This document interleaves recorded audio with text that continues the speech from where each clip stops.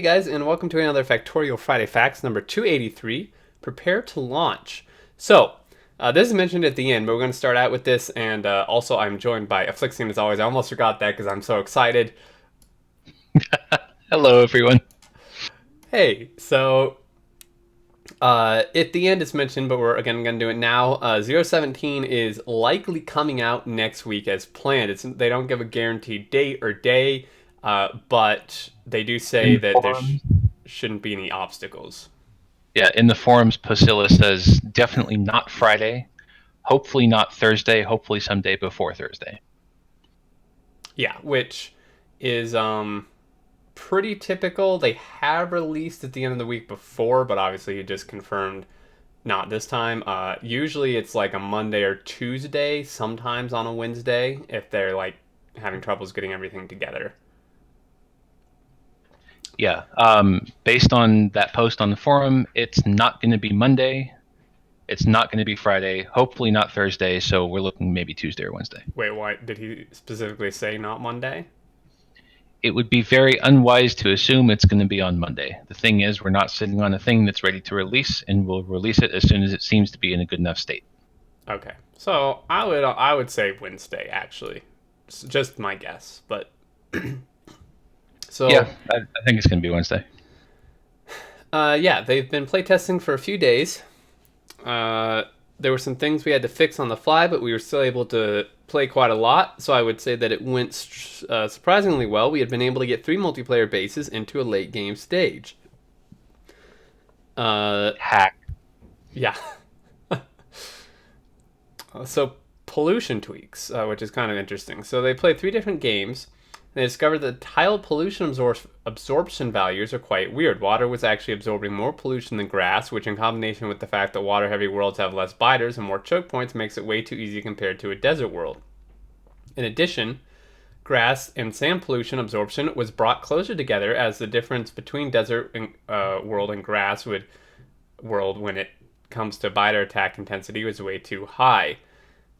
And then actually into this. Oh well, no. Then there's a setting. So basically, in 016, there's a setting when you create a map, like in the advanced menu, where you can change the dissipation rate, is what they call it. But they basically say that they didn't even know what that did and had to look it up and look through the code to figure out what it did.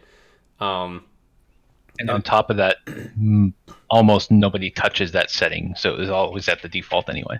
yeah. So basically, it was a modifier of how much pollution is absorbed by tiles, and the range is from 1 to 1,000.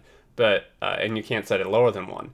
And setting it to 100, for example, basically removes all pollution effectively, as tiles suddenly absorb 100 times more pollution.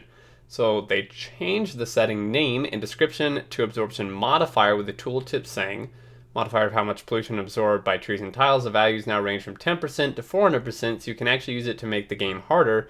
This should suddenly make it understandable. Oh, and Death World preset value is now 50%. As if it weren't annoying enough. Uh, Yeah, this is a good change. Nobody used the setting before, and now they made it more intuitive and actually an actual setting, not just how much easier do you want it to be. right. So then on to spawner absorption hoarding fix. So spawner pollution slash attack mechanics work this way. Spawners absorb pollution that reaches them, and after absorbing a certain amount of pollution, they send a unit to join an attack group. The amount of pollution depends on the type of unit, and later units need more pollution. There's also cooldown limiting the amount of enemies sent to attack per time. So far, so good. But there's a fundamental problem with the algorithm we use, as we randomly figured out by looking at the debug data of spawner next to our base. As you can see here, they highlight pollution absorbed 114,551, pollution needed 200. So, uh, massive discrepancy there. Uh, as you can see, the spawner needs 200 pollution to send a unit to attack, but it already accumulated more than 100k, which is enough for the next 500 units. Basically, the problem is that spawner can accumulate an unlimited amount of pollution at a higher rate than it can ever use it. So the first row of biters nests can easily prevent other nests from accumulating pollution, which kind of breaks the difficulty scaling in the whole mechanic. Whether you make a little bit of pollution or a crazy amount, the amount of attacks might be the same. Yeah, basically, only the first row of biters will ever be attacking you under this system, no matter how much pollution you generate. Correct. So, what's the point of watching your pollution? None, really. Which, I mean, I never do anyway, but Yeah, I mean, we're in the mega base business. We don't care about pollution, but yeah. yeah. So the solution is simple. The spawner now has an upper limit to how much pollution it can absorb, which is 3 times the most expensive unit it can spawn for the current evolution factor.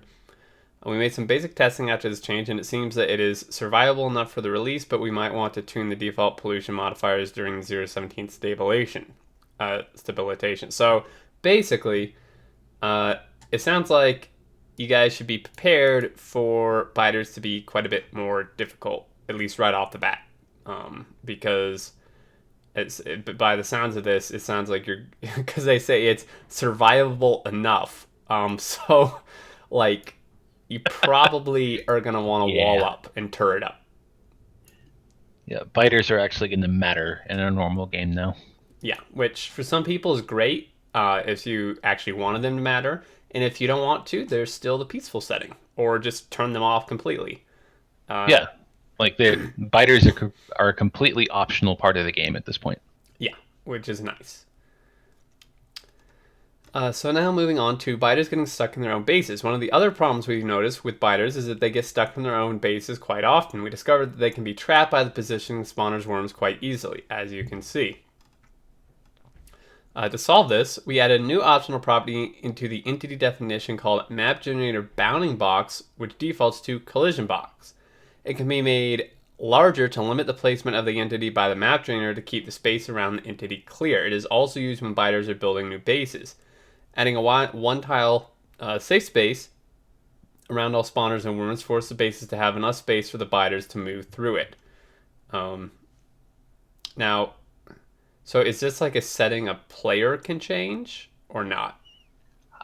Probably a modder. Modern. Um, Okay. Mods for sure. I don't know about players. It might be editable in console, but that might be tedious because this is a setting per entity. Right. Okay, but for modders that could be kind of interesting because you could like spread these out quite a bit more. Yes. So in the future, we or anyone could use this property to limit the density of trees in a forest or similar things, which is pretty cool. Sounds like it's right up your alley. Yeah, like no density, period. Uh, so this is going to make a lot of people probably a bit upset. This next one. Biters getting stuck on belts. So the strategy to put belts in the path of biters to upgrade defense is a nice piece of emergent gameplay, but we noticed that it leads to be a little too strong. We discovered that biters have a small bug in their code that affects movement by tiles by belt, way more than it should. So you can see here, this is like what it currently is in the game and has been for a very long time. They can't really move, and then they just start attacking the belt. Hence why it's such a good defense strategy. And so they changed it, but Sealand went ahead and fixed that, and now biters are still affected by belts, but it doesn't completely bug them anymore. How did we not notice it for like 2 years? So you can see it does slow them, but basically gets rid of it. It basically doesn't do anything. Like, sure, it slows them, but I mean, they're still at their destination in like 2 seconds anyway. Um, so people who use Yeah, this like are probably going to be it's still upset. going to be it's still going to be slightly useful, but it's not nearly the line of defense that it was before. Correct. I do feel like blue belt maybe should be a bit stronger effect. Like, I mean, blue belt's fast, dude, and they're still barely getting stuck on it. To be fair, this is only 2 tiles of blue belt. That is very true. Yeah, actually, if you did just all of blue belt, it would probably slow them down a bit more. So, uh, again, those who use it may be a little upset. Personally, I never really used it except when I first started playing, because now I just kill everything in my pollution and I never get attacked. Yeah, But I always found it tedious to have to put down the belt everywhere to defend. I found it tedious to put down turrets, but so I Yeah. may not be the right person to judge for this. Well, no, I agree. I too found it very tedious, so that's the other reason I didn't do it. So moving on to introduction campaign, new player experience tutorial demo. With 17, we'll be releasing the first public version of the new introduction campaign. Because of this, naturally, we'll be removing the old first steps and new hope campaigns. The main campaign will be added to the game later in, or sorry, we will be providing some more details on the introduction and main campaigns next week. So this is pretty cool. I actually really look now. Obviously, we're not new players, but I still really look forward to trying this out. It's not the main campaign, but it is still kind of will be interesting to see what they've done with this and actually play it. Yeah, it's fun as a longtime player of a game when they release a new tutorial. It's fun to go back and play that tutorial just to see what they think is important information for new players. Right. That's a very good point. So fluids. This is another disappointment. So we were testing the algorithm, and there was a lot of back and forth, but the time was running by, and there were some problems not that easy to fix. To prevent things from getting broken in ways we couldn't anticipate and not potentially delay the release any further, we decided to split the change. So the fluid mixing prevention and fluid update optimizations are in the initial release of 17, but the new algorithm was put aside for further research. So I was a little confused by this because it's very vague, to me at least. Okay, so what this means, fluid mixing prevention is where you can't Well, yes, that connect pipes that's self-explanatory. and the Fluid update optimizations. optimization is basically the UPS gain that we're going to get from it. The new algorithm to more realistically model how fluids move. So say a fluid comes to a T junction in the pipe and you get half the fluid going left, half the fluid going right. That's not coming. Right, and so I also clarified with one of the devs, and thank you for them to them for answering on this, and they obviously said the same thing, but to go into more detail, hopefully, don't get in trouble. I mean, this is not like super secret information. Basically, there were problems with like waves in the fluids, like wave things that would like build up and then like create issues to the point where you could have a system you built that worked perfectly, and then like 2 hours later it would just completely stop working because pipe throughput would be down to like 10%. And so that was the issue with this with the new algorithm, and it sounded pretty serious. So I can understand why they're making putting it aside to figure it out. It is disappointing because the more realistic model of the fluid flow was probably in like my top two or three things I was most looking forward to 17, because I mean with all these quality of life updates, really the main thing that is by far the most annoying, at least to me personally in the game, is fluid handling. But Yeah, and then the other thing to keep in mind now, the optimizations are coming in now, but the new algorithm increases the update time. So it's going to perform worse after they add in the new algorithm compared to what we're going to get in 17. right, that's another point I didn't consider. So yeah, it's actually going to de-optimize it later on instead of all coming at once. So Yeah, and that might be like this is all coming from the forum. This might be a reason not to put in the fluid optimization at all until the new algorithm is ready, just so that the new algorithm will be received well. right, yeah, so that's something to consider. But this is something that you guys should know, because I know a lot of you were expecting this, and you should now not expect the intuitive fluid handling to be put into at least the initial release. The dev I talked to said that there is a somewhat fairly-ish decent chance that they'll be able to get it fixed and released some point during the 17 sub branches, but that there's no guarantee. Yeah, this sounds like it's an extremely difficult problem to solve, Yeah, which it should be. Yeah. So that's unfortunate. Now moving on to, there's a lot of stuff here. So Wiki plan, basically to summarize, they're going to be updating the wiki pretty much all at once right when 17 comes out because Bilko wrote some cool scripts to help along with the process.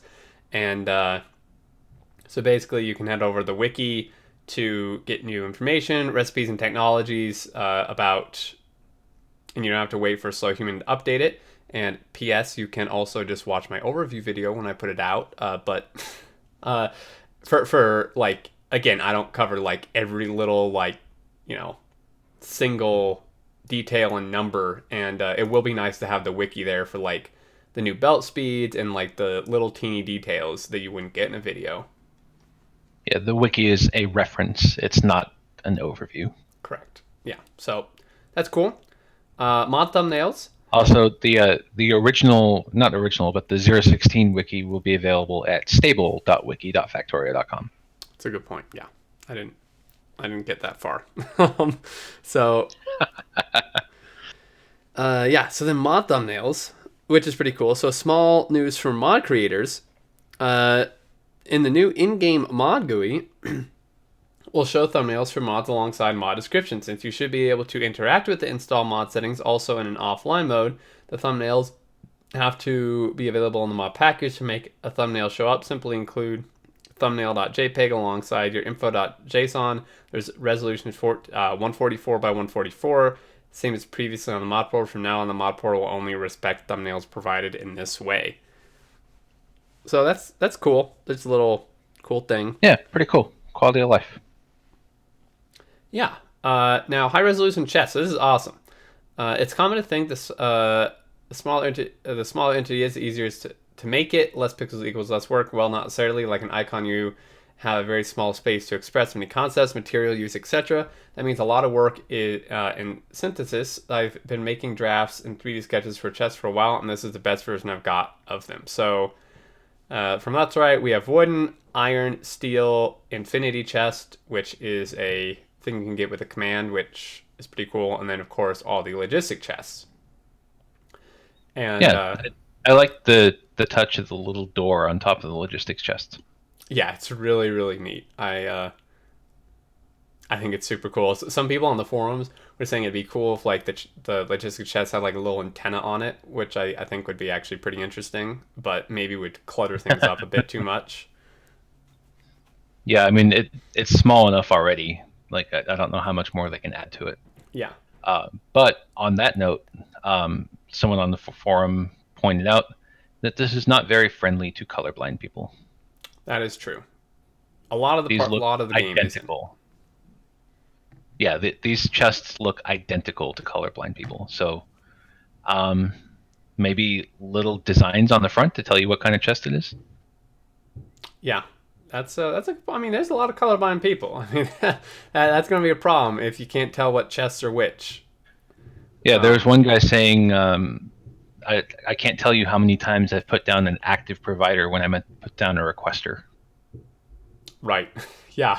Because of the purple and blue. So that's something to consider. I mean, unfortunately, without completely changing the color scheme of the chests, I feel like that would still be an issue. And then if you completely change it, you're like really confusing everyone else. Yeah. Like a little design or something, it would be really cool. Not even that, just a colorblind mode. Yeah. That changes the color scheme of the entire game as a global setting. That would be wonderful. So, last, I think, is high resolution silo.